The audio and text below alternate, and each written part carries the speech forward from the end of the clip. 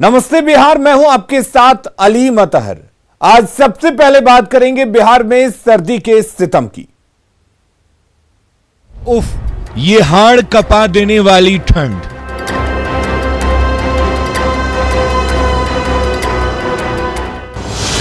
कोहरा और कोल्ड का डबल अटैक।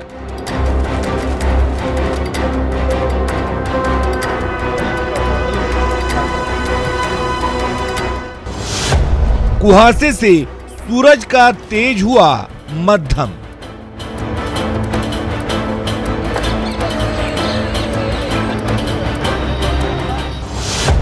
कई शहरों में कोहरा और धुंध।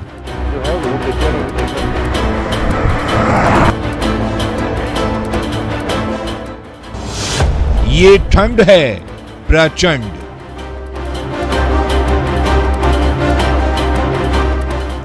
तो पूरे बिहार में ठंड का तांडव दिख रहा है। ठंड और कोहरे की वजह से इंसान के साथ साथ जानवर तक परेशान हैं। ठंड को लेकर पूरे बिहार में ऑरेंज अलर्ट जारी कर दिया गया है।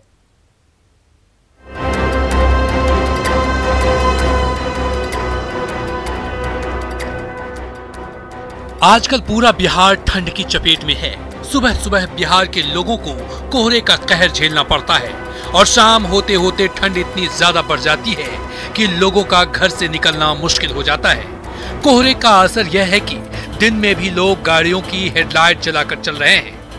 वो हम दिखाना चाहें कि ये अस्पताल चौक की सड़क है जो सीधे नगर थाना चौक को जाती है। आप देख सकते हैं किस तरह के हालात है यहाँ पे। कोहरा पूरी तरह से छाया हुआ, दिन में भी गाड़ियाँ जो है लाइट जला करके चल रही है। ये जो ठंड इस बार पड़ रही है, किस तरह के हालात हैं? बहुत ज़्यादा है। मोटरसाइकिल पर तो बैठने पर अगर हाथ में ग्लव्स नहीं है तो लगता है कि हाथ का उंगली कट के गिर जाएगा। जिनके पास पक्का घर है वो तो फिर भी अपने घर में सुरक्षित हैं। गर्म कपड़ा और रजाई के सहारे ठंड के तांडव से मुकाबला कर ले रहे हैं। पर सोचिए, जिनके पास पक्का घर नहीं है, जो लोग कपकपाती ठंड में भी बांध पर जिंदगी गुजारने को मजबूर हैं, उनकी स्थिति क्या होगी? ये हम आपको दिखा रहे हैं, ये खगड़िया का परमानपुर में जो बांध है, वहाँ पर ये बांध पे लोग रह रहे हैं और देख सकते हैं कि जो आग है इनका एकमात्र सहारा बचा हुआ है। किसी तरह से सभी लोग जो आग के सहारे दिन काटने को मजबूर है, क्योंकि काफ़ी ठंड होने के कारण और कोई दूसरा सहारा नहीं है। चुनाव के समय नेता लोग आते हैं, इन गरीबों को सपना दिखाकर चले जाते हैं और फिर झांकने तक नहीं आते। बरसात के मौसम में ये लोग पानी का शिकार बनते हैं और जाड़े के मौसम में ठंड चैन से सोने नहीं देती। गरीब आदमी छे, नहीं व्यवस्था छे, तब है आग छा अथी कर के केना समय गुजारे छी। कोई देखे वाला नहीं छे, कोई के देखे वाला छे? व्यवस्था नहीं छे तब नहीं बन रेलवे रिटेल में बन पर छी। व्यवस्था रथिए तो रथिए रह जा। ठंड से सिर्फ इंसान ही नहीं, जानवर भी परेशान है। अच्छी बात यह है कि पटना चिड़ियाघर प्रशासन ने चिड़ियाघर में बड़े बड़े हीटर लगवाकर जानवरों को थोड़ी राहत देने की कोशिश की है। ये सिर्फ एक जगह की बात नहीं है। यहाँ पे तमाम जानवर जो हैं, भालू है, चिंपांजी है, और तमाम जानवरों के केज में ऐसे हीटर जो है वो तमाम जगह पे रखी गई हैं। चिड़ियाघर प्रशासन ने जानवरों के पिंजरों में हीटर लगाकर अपनी भूमिका ठीक ढंग से निभाने की कोशिश की है, लेकिन इंसानों के लिए जिलों में अलाव की कुछ खास व्यवस्था दिख नहीं रही है। फिलहाल राज्य में ठंड को लेकर ऑरेंज अलर्ट है, तो घर में रहिए और खुद को ठंड से बचाने का हर संभव कोशिश कीजिए। न्यूज 18 के लिए पटना से रवि एस नारायण, छपरा से संतोष गुप्ता, खगड़िया से दिग्विजय के साथ ब्यूरो रिपोर्ट। तो ठंड से जनजीवन बुरी तरह से प्रभावित हुआ है। लखीसराय में सड़कों पर सन्नाटा पसरा हुआ है। लोग अलाव जलाकर ठंड से बचने की कोशिश कर रहे हैं। लखीसराय में ठंड के हालात का जायजा लिया न्यूज 18 संवाददाता राकेश कुमार ने। बढ़ते ठंड को लेकर बिहार के कई जिलों में ऑरेंज अलर्ट जारी किया गया है। अगर लखीसराय की बात करें तो यहाँ भी काफ़ी ठंड है। आपको दिखाना चाहेंगे लखीसराय के यह पास इलाका है। इस इलाके में शाम ढलते ही पूरी तरह से सन्नाटा फैल चुका है। अगर आम लोगों की बात करें तो काफ़ी ठंड है और ठंड के कारण लोग अपने अपने घरों में रहने को मजबूर हैं। आपको दिखाना चाहेंगे कुछ लोग हैं यहाँ पे सड़क किनारे जो कि इस कपकपाती ठंड से बचने को लेकर यहाँ पे अलाव जलाकर किसी तरह से बचने को मजबूर हैं। कुछ हम बात भी करना चाहेंगे, क्या है किस तरह से इस कपकपाती ठंड में आप लोग बचे? सिचुएशन तो अच्छा नहीं है, बहुत विगत 2-3 दिन से स्थिति बहुत खराब है, बहुत ठंडा है और हम लोग आपस में लकड़ी जला के देखिए आग ताप रहे हैं। आप अभी देखे हैं कि अभी शाम का 6 बजा है, पूरे रोड सन्नाटा है, सभी लोग अपने अपने घर में दुबके हुए हैं और हम लोग अपना लकड़ी जला के ताप रहे हैं। नगर प्रशासन अच्छा, खुद अलाव की व्यवस्था की आप लोग? मेरा ये खुद का व्यवस्था है, नगर प्रशासन की ओर से कोई व्यवस्था नहीं है मेरी। किस तरह से बच रहे हैं आज? बस इसी तरह अलाव लगाकर। काफी ठंड है, बहुत ज्यादा। तो अलाव की व्यवस्था कैसे किया? खुद हम लोग अपनी तरफ से खुद? हाँ, खुद का। जिला प्रशासन अभी तक नाराज है, कहीं कोई व्यवस्था नहीं है। काफी ठंड है, ऑरेंज अलर्ट जारी किया गया है, तो हाँ। किस तरह से? ऑरेंज अलर्ट जारी है ना, बड़ी गर्मी जरूरत है, तो अलाव जला के अपना गर्मी ले रहे हैं। अलाव की व्यवस्था खुद से किया? हाँ, अपने से। राकेश, न्यूज़ 18 लखीसराय। और सीतामढ़ी में भी ठंड से जनजीवन अस्त व्यस्त हो गया है। गरीबों और असहायों को इससे काफी परेशानी हो रही है। जिला प्रशासन की तरफ से जो व्यवस्था होनी चाहिए वो नहीं हो पाई है, बेहतर व्यवस्था नहीं है। और सीतामढ़ी शहर में नगर परिषद की तरफ से गरीब लोगों के लिए निःशुल्क आश्रय स्थल का निर्माण तो करा दिया गया, लेकिन वहां रात गुजारने वाले लोगों को काफी परेशानियों का सामना करना पड़ रहा है। तो आश्रय स्थल की हालत आप देख सकते हैं। आश्रय स्थल बनाया जरूर गया है, लेकिन यहां पर ऐसी कोई व्यवस्था नहीं है, ना पीने की पानी है और ना ही कोई इंतजाम किए गए हैं। तस्वीरों में आप देख सकते हैं, ना बिस्तर है, जमीन पर लोग सोने को मजबूर हैं। तो कुल मिलाकर व्यवस्था के नाम पर सिर्फ खाना पूर्ति करने की कोशिश की जा रही है। तस्वीरें सीतामढ़ी की हैं और ना यहां पर रोशनी का इंतजाम किया गया है। लोग मोबाइल और कैंडल के सहारे यहां रात गुजारने को मजबूर हैं। सीतामढ़ी जिले में कड़ाके की ठंड को लेकर आम जनजीवन पूरी तरीके से परेशान होकर रह गया है।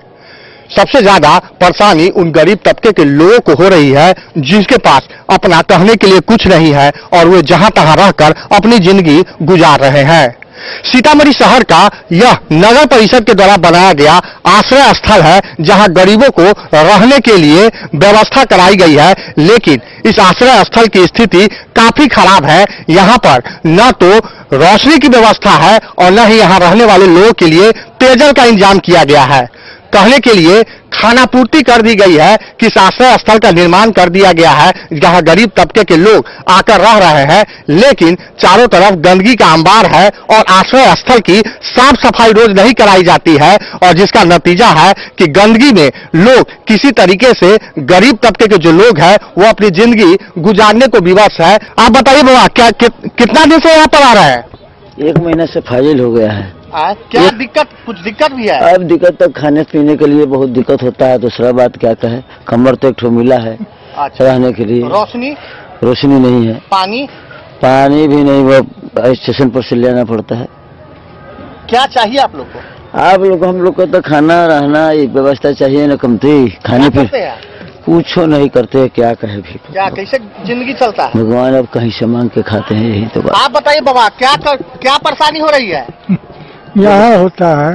क्या परेशानी हो रही है? क्या क्या व्यवस्था है? व्यवस्था ठीक है? हाँ, व्यवस्था ठीक है। पानी उनी क्या है व्यवस्था? पानी तो जाते हैं वो टंकी पर से लाते हैं। यहाँ पर नहीं है व्यवस्था। और रोशनी का? रोशनी भी नहीं है। रात में दिक्कत नहीं होता रहने में? न, रहने में अंधेरे में रहते हैं। अंधेरा में रहते हैं। कुछ और लोग हैं जिनसे बात करने की कोशिश करते हैं कि आखिर उनको जो प्रशासन के द्वारा यह व्यवस्था कराई गई है उससे वो कितनी संतुष्ट है। कितने संतुष्ट है बाबा यहाँ पर जो व्यवस्था है? जी, कितना संतुष्ट है? कुछ दिक्कत भी है? दिक्कत है, खाने पीने का दिक्कत है। अच्छा, रहने का भी दिक्कत है। तो आप देख सकते हैं ये गरीब तबके के लोग हैं जो किसी तरीके से अपनी जिंदगी इस आश्रय स्थल में गुजारते हैं, लेकिन इनके पास जो व्यवस्था है, इनको जो सरकार के द्वारा व्यवस्था उपलब्ध कराया जाना चाहिए वो हो नहीं पा रहा है, जिनके कारण इनकी जिंदगी काफी कष्ट में है। राकेश रंजन, न्यूज़ 18 सीतामढ़ी। खबरों में बढ़ते हैं आगे और बात करते हैं समस्तीपुर की, जहां अपराधियों का तांडव थमने का नाम नहीं ले रहा है। एक बार फिर अपराधियों ने एक दवा कारोबारी को गोली मारकर गंभीर रूप से जख्मी कर दिया है। इस दौरान ग्रामीणों ने एक अपराधी को धर दबोचा और उसकी जमकर पिटाई भी की है। गोलीबारी की यह वारदात उजियारपुर थाना क्षेत्र के चंदौली चौक के पास की है, जहां बाइक सवार 3 की संख्या में आए अपराधियों ने दवा दुकानदार सहदेव राय को गोली मारकर जख्मी कर दिया, जिसे इलाज के लिए निजी अस्पताल में भर्ती कराया गया है। गोली हाथ में लगी है। वहीं खबर मिलते ही पुलिस भी मामले की छानबीन में जुट गई है। चंदौली चौक पर मेडिकल दुकान है, जिस पर प्रतिदिन रात के 8 साढ़े 8 बजे दुकान बंद करके घर जाते हैं। इससे पहले ही कुछ अपराधी किस्म के लोग बाइक से गए और इनके ऊपर अंधाधुंध फायरिंग किया और वो भागने के क्रम में पता चला है कि ये वो धराया है। कहाँ का है क्या है अभी कुछ ट्रेस हम लोग को नहीं मिला है। दैया थाना मुसीयारी, जिला समस्तीपुर। अभी कहाँ आल रही?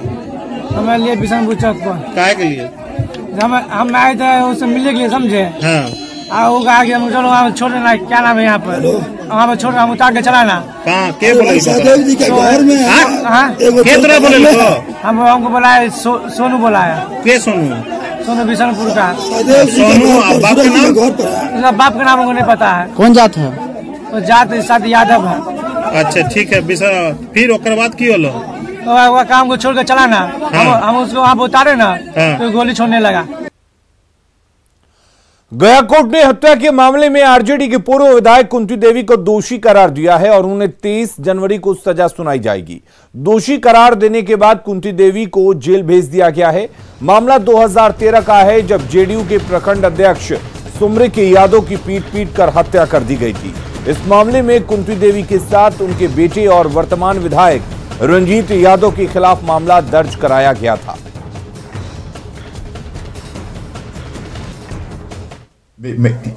केवल कुंती देवी ही ट्रायल फेस कर रही थी और उनको हत्या के लिए 302 में कन्विक्शन हो गया है। सजा के बिंदु पर 23 जनवरी को तारीख निर्धारित की गई है। भागलपुर के इशाक चक से तेलंगाना पुलिस ने लोन ऐप के जरिए 2000 करोड़ की हेराफेरी करने वाले इंजीनियर हेमंत झा को गिरफ्तार किया है। हेमंत झा लोन देने वाली कंपनी में डायरेक्टर था और लॉकडाउन के दौरान ऐप के जरिए बड़ी संख्या में लोगों को लोन बांटा और इस पर 35% तक का ब्याज वसूला। लोन नहीं चुका पाने वालों को प्रताड़ित भी किया गया, जिसकी वजह से कुछ लोगों ने खुदकुशी कर ली।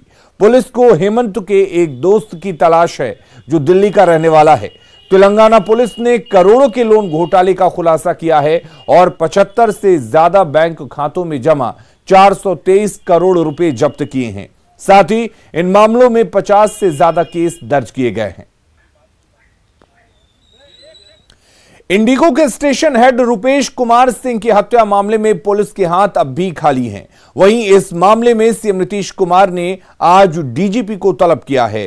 सीएम से मिलने के बाद डीजीपी ने बताया कि एयरपोर्ट पार्किंग और ठेकेदारी को लेकर रुपेश की हत्या होने की आशंका है।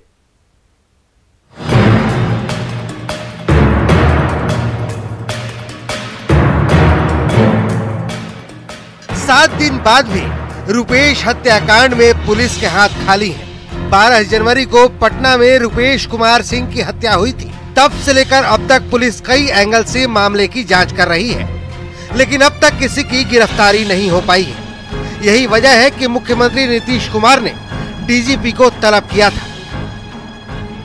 मुख्यमंत्री को सारे बातें बताई हैं और मुख्यमंत्री ने तलब किया था कि इसमें जांच की रिपोर्ट कैसी है और जांच कहां तक पहुंची है। इन तमाम मामलों की जानकारी मुख्यमंत्री ने ली थी।